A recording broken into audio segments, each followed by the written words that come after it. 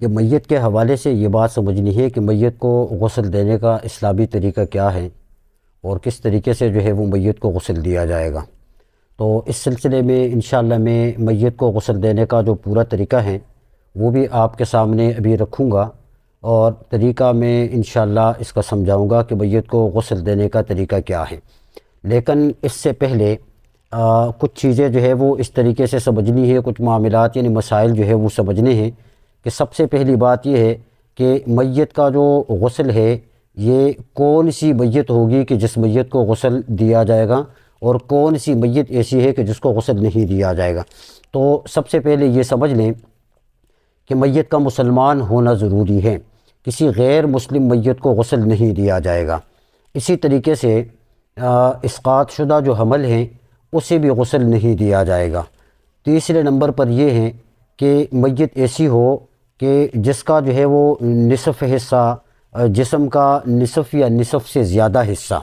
اور لیکن سر اس کے ساتھ موجود ہو تو پھر ایسی میت کو غسل دیا جائے گا، اور اگر اس سے کم ہے تو پھر اس کو غسل نہیں دیا جائے گا۔ اسی طریقہ سے جو شہید ہو جائے تو شہید کو بھی غسل نہیں دیا جائے گا۔ پیغمبر پاک صلی اللہ علیہ وسلم نے شہید کو غسل دینے سے منع فرمایا ہے۔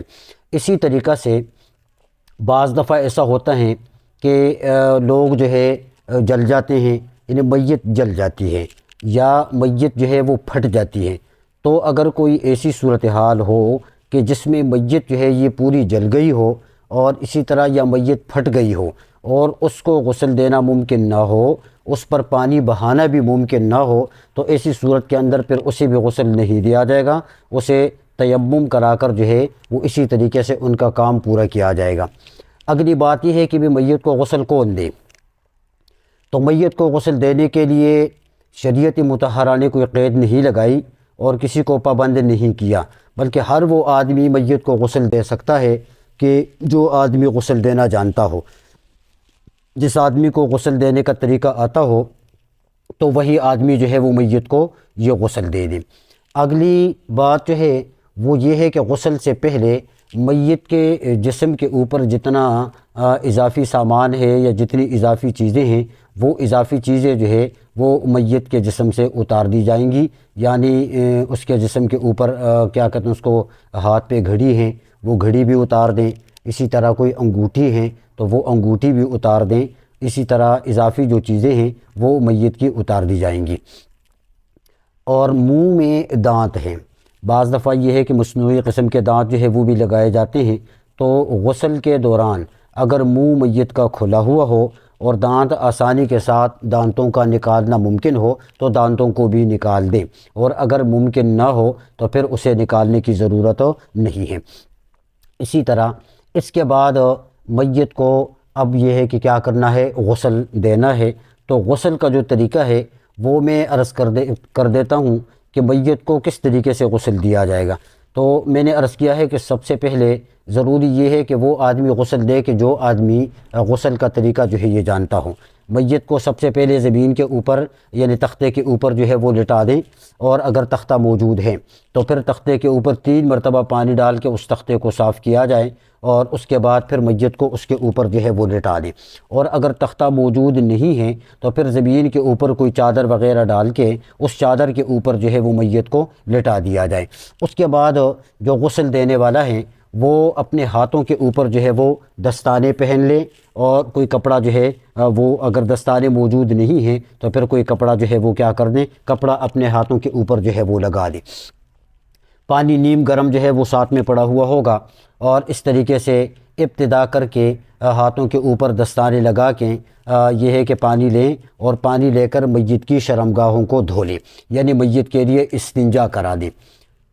میت کے لیے استنجا کرا دیں، دونوں ہاتھوں کے اوپر دستانہ اسی طریقے سے میت کی شرمگاہوں کو دھو لیں، یہ استنجا ہو گیا۔ اب اگلا جو ہے وہ نمبر وضو کا ہے کہ میت کو وضو کرانا ہے۔ تو وضو میں ابتدا جو ہے یہ ہاتھوں سے نہیں کریں گے۔ جس طرح زندہ لوگ ہوتے ہیں وہ اپنے ہاتھوں کے ذریعے سے ہم وضو کرتے ہیں تو ہاتھوں سے ابتدا کرتے ہیں، لیکن میت کے لیے ہاتھوں سے ابتدا کی ضرورت نہیں ہے۔ ہاتھ سے ابتدا کرنا یہ کام ہوتا ہے زندوں کا، میت کے لیے اس کی ضرورت نہیں ہے۔ ہاتھ اپنی حیت پر ہوں گے، اپنی حالت پر ہوں گے، اور ابتدا اس طریقے سے کریں گے کہ میت کے چہرے سے ابتدا کریں گے۔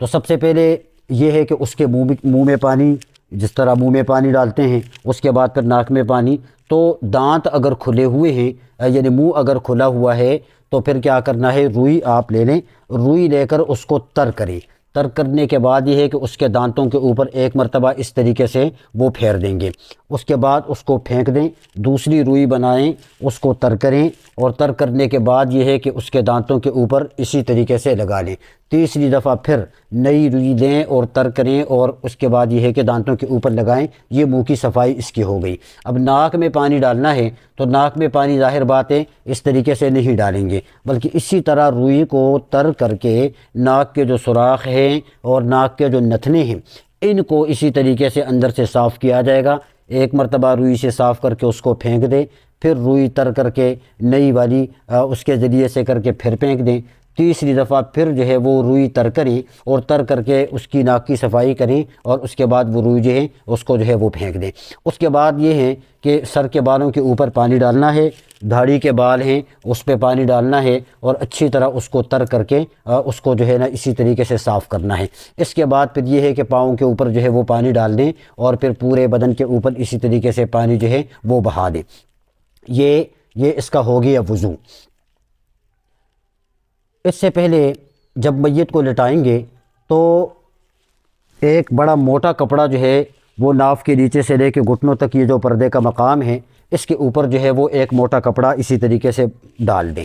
موٹا کپڑا آئے گا، لیکن کپڑا وہ اتنا بڑا ہوگا کہ میت کو جب کروٹ دیں گے تو وہ کپڑا اتنا ہو کہ دوسری سائڈ سے جو ہے وہ میت کا پردہ مکمل طریقے سے ہو جائے، اسی طریقے سے موٹا والا کپڑا ہوگا۔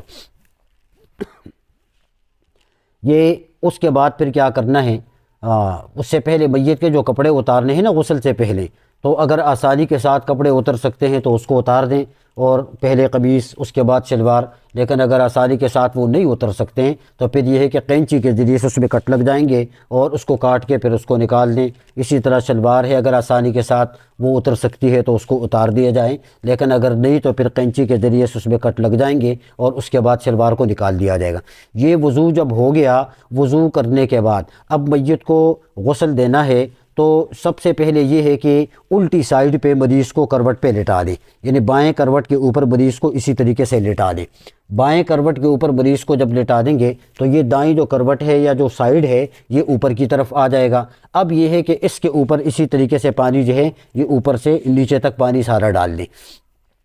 اچھی طرح پانی ڈال دیں کہ بالکل نیچے تک جو ہے وہ پانی پہنچ جائے، اور آہستہ آہستہ جو ہے وہ ہاتھ کے ذریعے سے اس کو جو ہے نا اسی طریقے سے مل لیں، اور پانی جو ہے وہ ڈال دیں۔ جب اچھی طرح پانی اس سائیڈ پہ ڈالا گیا تو اس کے بعد پھر یہ ہے کہ کروٹ کو تبدیل کر دیں گے۔ یہ جو دایاں کروٹ ہے جو اوپر کی طرف آ گیا تھا، اب اس کو نیچے کریں گے، اور الٹی جو سائیڈ ہے کروٹ ہے اب یہ اوپر کی طرف آ جائے۔ تو اب اس طرف سے پانی ڈال کے اس طرح اس کی مکمل طور پہ جو ہے وہ صفائی ہو جائے۔ یہ ایک مرتبہ کا غسل ہو گیا مکمل۔ یہ ایک مرتبہ کا غسل دینا یہ فرض کفایہ ہے۔ اب فرض کفایہ کا عمل مکمل ہو گیا، لیکن مسنون طریقہ 2 مرتبہ اور سنت کا ہے، تو پھر اسی طریقے سے دوسری مرتبہ جو غسل دیں گے تو اس کو پھر اسی طریقے سے دائیں کروٹ کے اوپر، اور پھر جو ہے نا وہ پانی ڈال دیں، پھر بائیں کروٹ کے اوپر اس طرح پانی ڈال کے یہ 3 مرتبہ اس کو اسی طریقے سے غسل جو ہے وہ دینا ہے۔ تو اب یہ ہے کہ غسل کا عمل جو ہے وہ مکمل ہو گیا۔ تو غسل کا عمل مکمل ہونے کے بعد اب یہ ہے کہ نمبر جو ہے وہ آتا ہے اس کا کفن پہنانے کا۔ تو کفن پہنانے کا جو طریقہ ہے وہ بھی میں آپ کو عرض کر دیتا ہوں کہ کفن مرد کا کتنے کپڑے کا ہوتا ہے، عورت کا کفن جو ہے وہ کتنے کپڑے کا ہوتا ہے۔ یہ مرد کو غسل دینے کا جو ہے وہ طریقہ آپ کو بتا دیے، چونکہ عورتوں کے ہاں مسائل جو ہے وہ کچھ مختلف ہوتے ہیں، تو ان کے کفن کا بھی طریقہ مختلف ہیں۔ اس طرح وہ بھی انشاءاللہ پھر آپ کے سامنے میں عرض کروں گا۔ تو مرد کا کفن اور اس کا طریقہ وہ بھی میں آپ کو بتا دیتا ہوں انشاءاللہ۔ تو یہ طریقہ کار جو ہے امید ہے کہ آپ حضرات کو سمجھ آ گیا ہوگا۔ اس میں ایک مسئلہ یہ ہے، بعض دفعہ ایسا ہوتا ہے کہ بیوی مر جاتی ہے اور عورتوں کو غسل عورتوں نے دینا ہے، مردوں کو غسل مردوں نے دینا ہے، لیکن حالات ہیں کبھی اس طریقے سے اگر صورتحال پیش آ جائے کہ میاں بیوی ہیں لیکن بیوی مر گئی اور اب اس کو دوسری عورتیں نہیں ہیں کہ وہ اس کو غسل دیں، تو پھر اس عورت کو غسل کون دے؟ یا شوہر مر گیا لیکن مرد نہیں ہے کہ وہ کیا کہتے ہیں اس کو غسل دیں، تو اب اس کو غسل کون دے؟ تو دیکھیں اس میں مسئلہ یہ ہے کہ اگر بیوی مر جائے اور عورتوں کے علاوہ کوئی عورت نہ ہو کہ جو اس عورت کو غسل دے، تو شوہر اپنی بیوی کو غسل نہیں دے سکتا، شوہر اپنی بیوی کو غسل نہیں دے سکتا۔ البتہ کرنا یہ ہے کہ ہاتھ کے اوپر جو ہے وہ یہ ہے کہ کپڑا وغیرہ باندھ لیں، اور کپڑا باندھ کر اس میت کو یعنی اپنی عورت کو اس کو یہ تیمم کرا دے گا، اس کو غسل نہیں دے گا۔ اس کی وجہ کیا ہے؟ اس کی وجہ یہ ہے کہ بیوی جب مر جائے تو شوہر کے ساتھ جو نکاح کا ایک علاقہ تھا اس علاقے کے اندر خاتمہ آ گیا، وہ علاقہ نکاح کا ختم ہو گیا ہے۔ اگر شوہر مر گیا اور بیوی موجود ہیں، دوسرے مرد کوئی نہیں ہے کہ جو اس شوہر کو یعنی اس مرد کو غسل دیں، تو ایسی صورت کے اندر بیوی اپنے شوہر کو غسل دے سکتی ہے، بیوی اپنے شوہر کو غسل دے سکتی ہے، اس لیے کہ بیوی کے ساتھ بیوی کا جو ایک نکاح کا تعلق تھا مرد کے ساتھ وہ کلی طور پہ ختم نہیں ہوا، اس لیے تو جا کے 4 مہینے 10 دن جو ہے وہ اس کی عدت ہوتی ہے، تو اس لیے بیوی اپنے شوہر کو غسل دے سکتی ہے لیکن شوہر اپنی بیوی کو غسل نہیں دے سکتا۔ ایک مسئلہ اس حوالے سے اور سمجھ لیں کہ جو غسل دینے والا ہے، غاسل ہیں، تو غسل دینے کے بعد میت کو غسل دینے کے بعد اس کے لیے غسل کرنا فرض نہیں ہے، واجب بھی نہیں ہے، بلکہ اس کے لیے غسل کرنا مستحب ہے۔ ہاں ظاہر بات ہے کپڑے وہ تبدیل کرے گا، کپڑے جو ہے وہ گندے ہو جاتے ہیں، ٹھیک ہے، وہ مستعمل پانی اس کو لگ جاتا ہے، تو کپڑے تو بہرحال یہ تبدیل کرے گا، لیکن غسل کرنا اس کے لیے فرض اور واجب نہیں ہے، غسل کرنا اس کے لیے مستحب ہے۔